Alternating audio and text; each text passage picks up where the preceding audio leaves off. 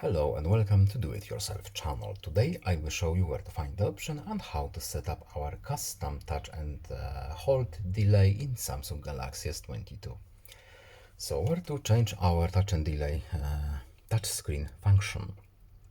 We need to go to settings, then we are looking for accessibility options menu, then in the interaction and dexterity we have our option. By default we have half a second. We can change it from here if we want from any of these four default options, but we can also use a custom one. As you can see at the top, we have a short tutorial. Touch and hold the box for your desired custom touch and hold delay, and then click save. So let's try it.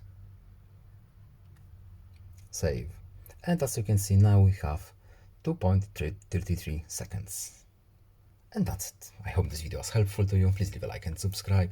Have a good day and goodbye.